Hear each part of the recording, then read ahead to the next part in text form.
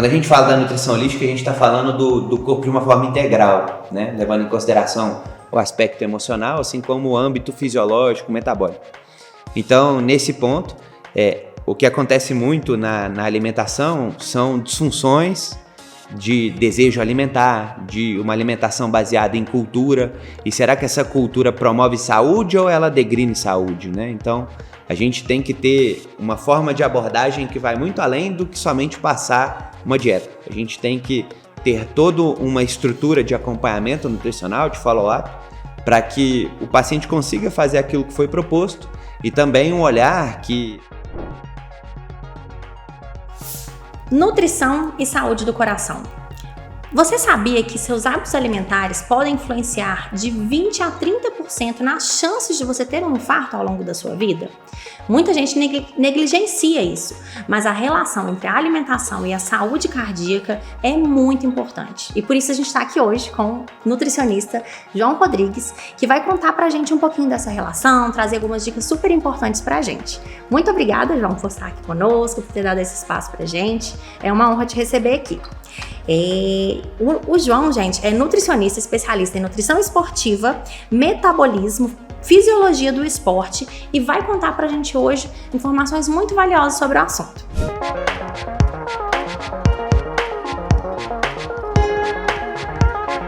Começa contando pra gente primeiro, João, um pouquinho sobre a sua trajetória, como você entrou na nutrição esportiva e pra gente poder fazer um gancho aí sobre a questão das estatísticas da relação entre a saúde do coração e a alimentação. Perfeito, Aline. Primeiramente, é uma satisfação estar aqui. Obrigado pela oportunidade. E eu fico muito grato com essa situação de poder compartilhar conteúdo. Afinal de contas, isso evolui muito o nosso trabalho. Com certeza. Então, falando um pouquinho sobre mim, eu sou o João Rodrigues, sou nutricionista de formação, sou especialista em nutrição esportiva, fisiologia do exercício e metabolismo, assim como tem especializações chanceladas pela American College of Sports Medicine, que é a maior entidade de nutrição esportiva. E o nosso intuito hoje é fazer um link, né, entre a saúde cardiovascular com a nutrição e fazer certas adaptações à nutrição esportiva. Com certeza, porque a gente pensar que a gente tem trazido muito essa questão de como a prevenção cardíaca, a gente fala muito dos equipamentos de segurança, mas a gente está falando também sobre a prevenção, não é só o agir depois, é o que a gente vai fazer com o nosso corpo para que ele esteja preparado. E aí eu queria que você trouxesse pra gente um gancho, assim, a alimentação, ela vai ajudar a gente a prevenir, a evitar o surgimento de um evento cardíaco, para que o nosso coração esteja mais forte, ou ela vai deixar o nosso coração mais forte para um eventual acontecimento cardíaco, ou ambas as coisas? Maravilha! Quando o assunto é nutrição, e principalmente nutrição esportiva, metabolismo, fisiologia, enfim, a nutrição ela tem uma visão um pouco mais distinta do que é a medicina tradicional. E isso é um ponto muito positivo, porque, ao meu ver, essa visão macro, essa visão holística é o que de fato faz com que exista um declínio desses acontecimentos, dessas doenças, desde doenças crônicas não transmissíveis, que acarretam e culminam com problemas cardiovasculares, assim como a gente consegue eliminar muito do que é a probabilidade de um aumento de incidência das doenças como diabetes, que também é um predisponente para essas situações cardiovasculares. Com certeza. Então, a nutrição ela tem esse olhar mais preventivo em detrimento à visão da medicina tradicional, que é mais para reabilitar um problema que já aconteceu. Sim. Então, por isso, portanto, é fundamental que todo mundo tenha um suporte desde nutricional, a um suporte emocional e a um suporte também do ponto de vista de atividade física e regularidade para que não se desenvolvam futuros problemas. Entender que o corpo é um organismo e que todas essas esferas vão afetar ali na qualidade da saúde do nosso coração e na nossa qualidade de vida como um todo, né? Perfeito. É esse olhar 360 que a gente chama de nutrição holística, né? Que considera desde o aspecto emocional ao corpo e a todos os sistemas fisiológicos integrados do corpo. Explica um pouquinho mais para a gente entender essa questão da nutrição holística, e que eu imagino que seja, não é somente se alimentar, não é somente para saciar a fome. Acho que essa é a ideia, né? Perfeito. Quando a gente fala da nutrição holística, a gente está falando do corpo de uma forma integral, né? Levando em consideração o aspecto emocional, assim como o âmbito fisiológico, metabólico. Então, nesse ponto, o que acontece muito na alimentação são disfunções de desejo alimentar, de uma alimentação baseada em cultura. E será que essa cultura promove saúde ou ela degrine saúde, né? Então, a gente tem que ter uma forma de abordagem que vai muito além do que somente passar uma dieta. A gente tem que ter toda uma estrutura de acompanhamento nutricional, de follow-up, para que o paciente consiga fazer aquilo que foi proposto, e também um olhar que a literatura científica ela vem desenvolvendo muito, não só na nutrição, mas nas áreas médicas de uma forma geral, que é a visão de PBE, prática baseada em evidências, que nada mais é do que associar a evidência científica mais recente com a realidade do paciente. Então, pode ser que existam recomendações que não cabem dentro da realidade do paciente e vice-versa. Então, por isso, o nutricionista, o psicólogo, o médico, ele tem que ter esse olhar para entregar uma melhor proposta terapêutica para o paciente. Entendo. E, com certeza, essa visão da nutrição holística, ela pressupõe que o nutricionista trabalha em conjunto com o médico e o psicólogo. Perfeito. Assim como as especializações. O nutricionista ele pode ser especialista em nutrição esportiva, assim como eu sou, ou mesmo ele pode ser especialista em outras áreas que são relevantes e que complementam essa visão holística 360 graus, como o nutricionista especialista em nutrição comportamental, nutricionista especialista em materno-infantil, enfim. Então, todo esse componente de abarcar todas essas áreas é importante para que se desenvolvam bons tratamentos, boas condutas. Entendi. E quando a gente olha com relação à questão da influência, né, da alimentação, igual você falou, a gente vem em uma alimentação cultural. Os hábitos alimentares mudaram muito nas últimas décadas. O que os estudos dizem, assim, existe um comparativo entre a mudança dos hábitos alimentares e o aumento das incidências de doenças cardíacas? Como que é essa relação? Quando o assunto são doenças cardíacas, quando a gente busca evidências científicas sobre esse assunto em específico, você vai ver que o que acontece é que a doença mais prevalente no mundo, desde o século XX, ou até mesmo antes disso, só que antes disso não eram bem documentadas, não tinha um processo metodológico científico para descrevê-las, mas desde o século XX a doença mais presente na sociedade é a doença cardiovascular.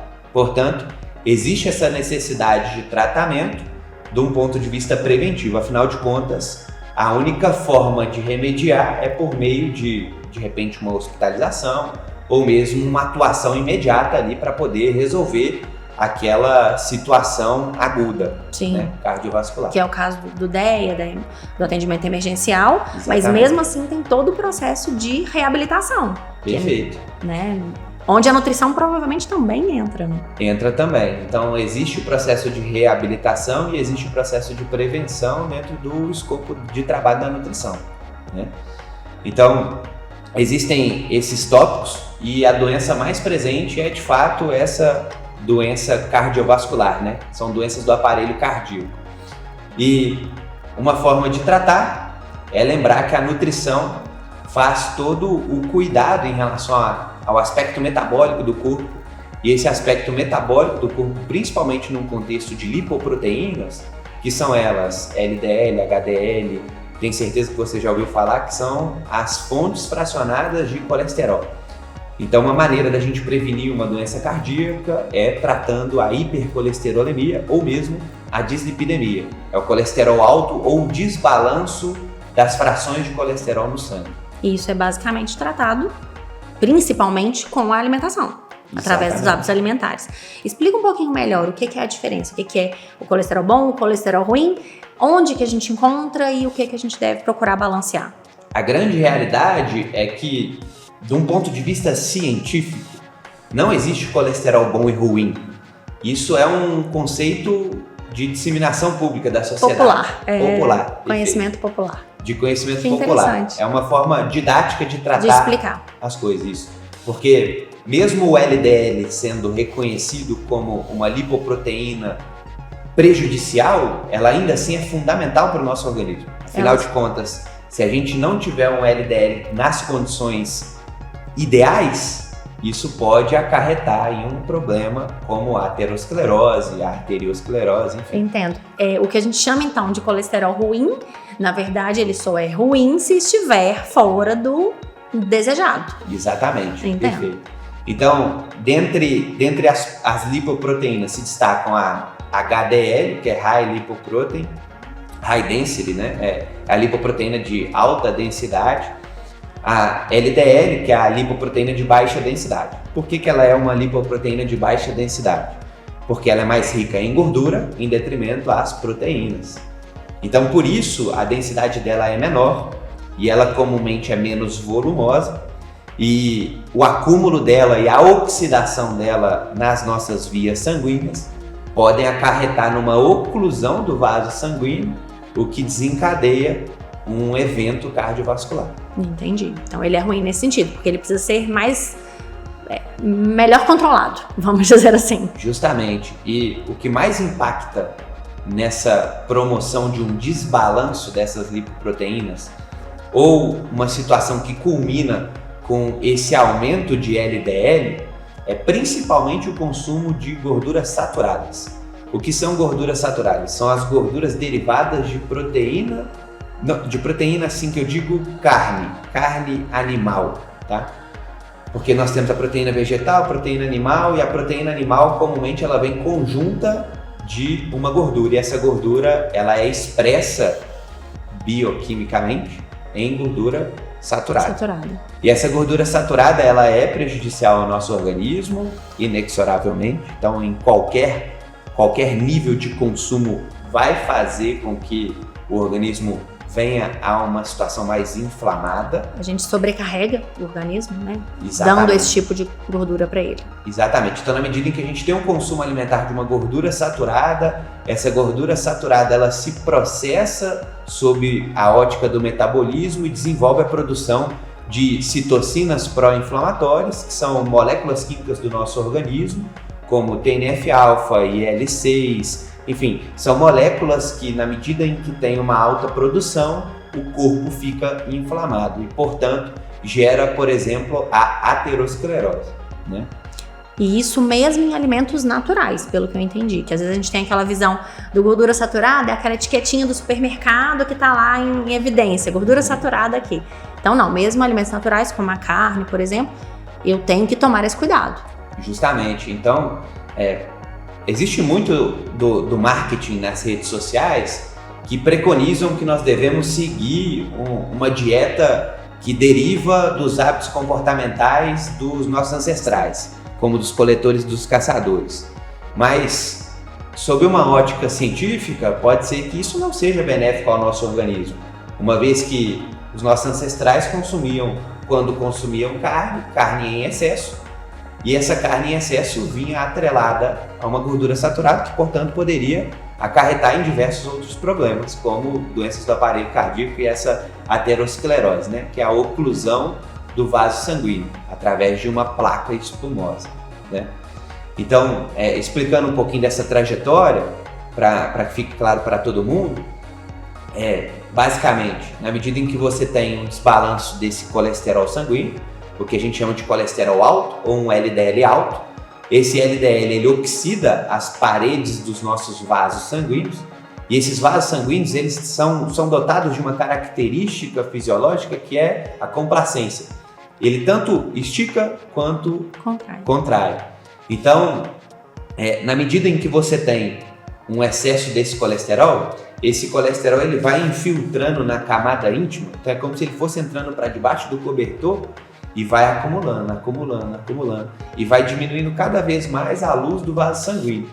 O que pode acontecer é um interrompimento dessa via através desse maior volume na camada íntima, ou essa camada íntima se rompe e esse êmbolo ele vai correndo no nosso organismo até encontrar uma veia de menor calibre e interromper a passagem sanguínea ali, o que desenvolve e acarreta em uma doença do aparelho cardiovascular. E que pode levar a um cenário mais grave também, emergencial, né? Exatamente, pode levar, na grande realidade, majoritariamente os casos eles são emergenciais.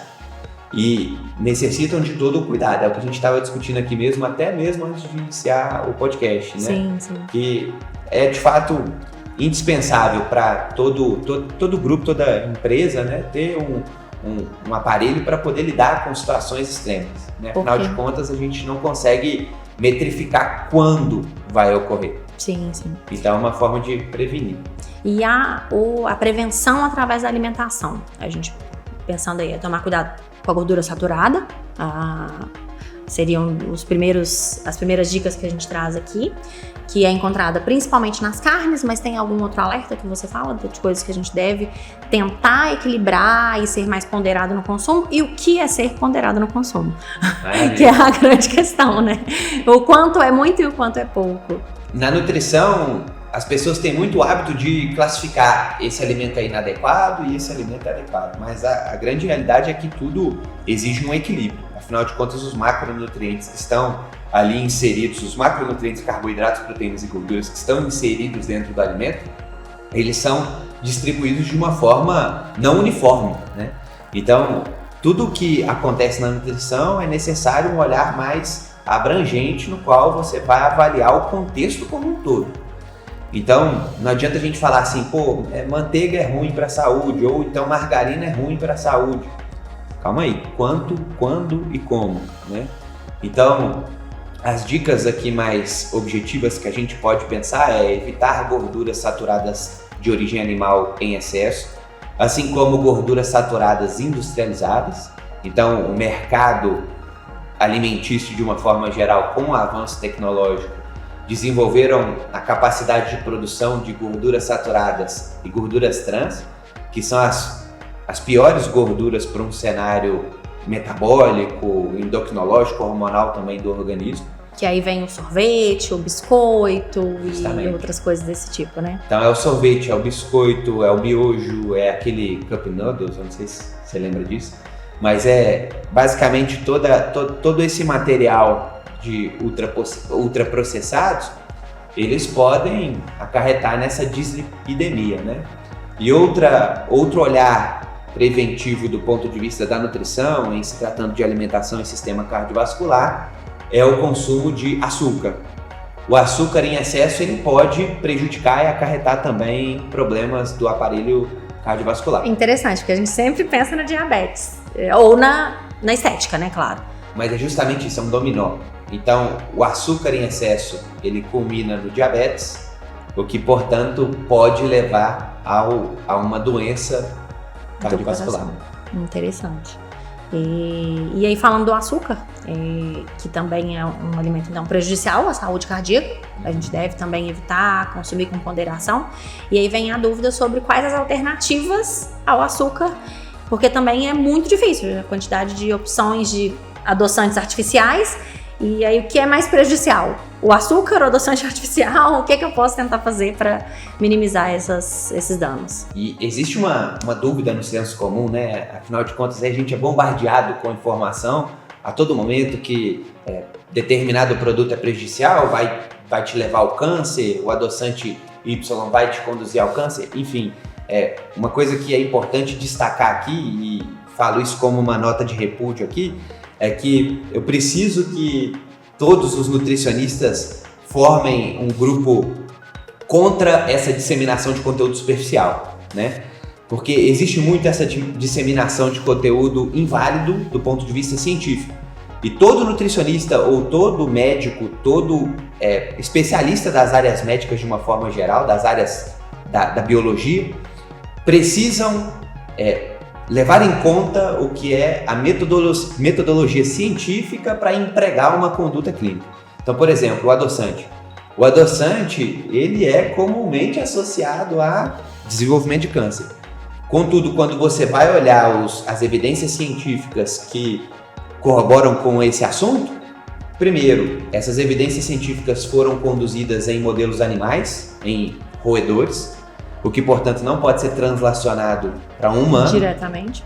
De maneira alguma. O nosso metabolismo, o nosso organismo é 100% diferente de um roedor.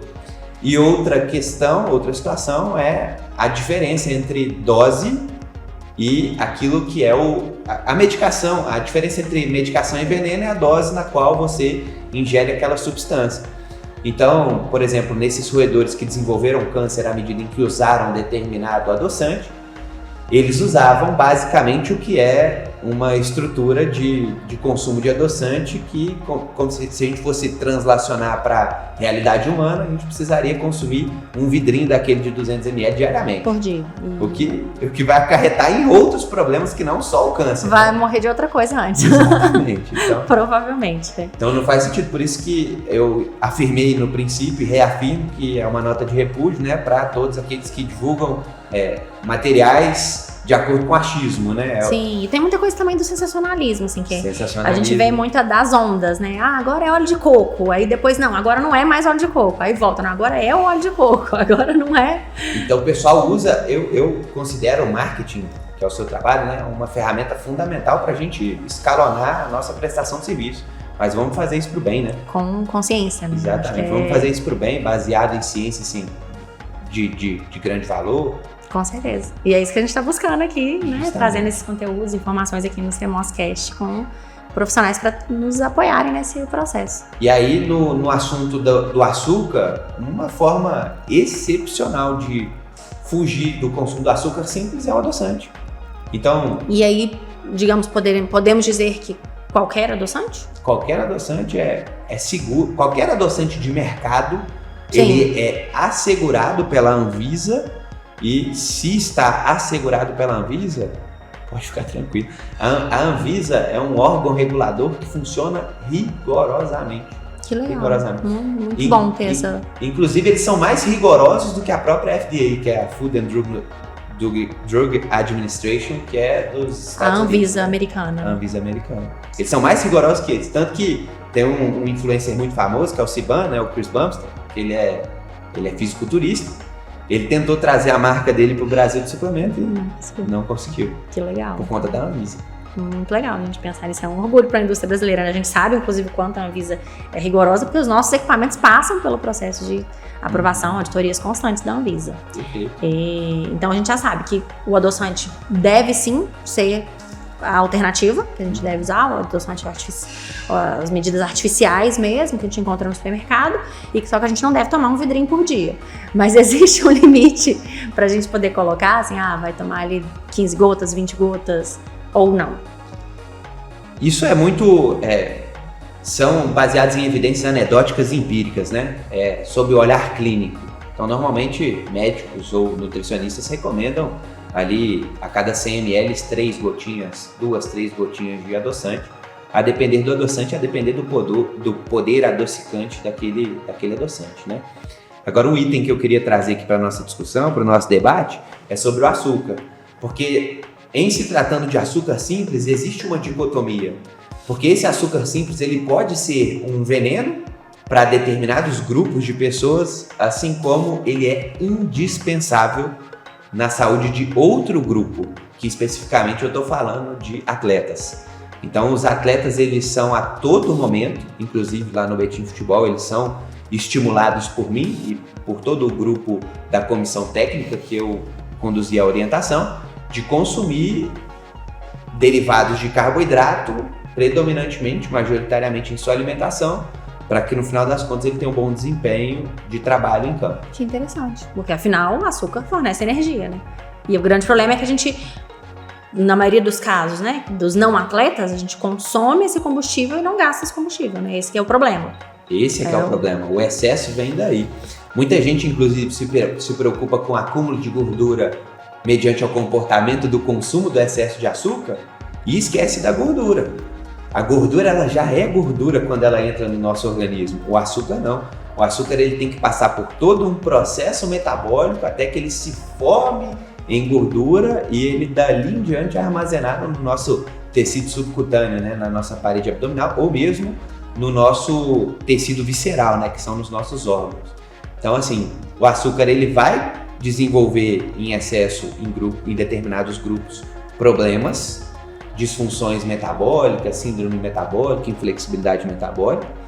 Em contrapartida, o açúcar num contexto de performance esportiva, ele é indispensável para promover força, resistência, desempenho, aceleração, enfim.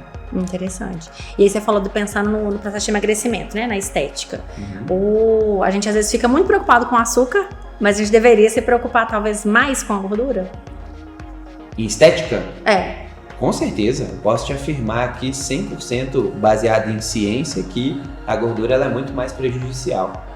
Uma vez que, pensando num cenário calórico também, porque o que define se um corpo vai ou não acumular peso é o balanço calórico, é o NET, né, que a gente chama, que é o balanço líquido.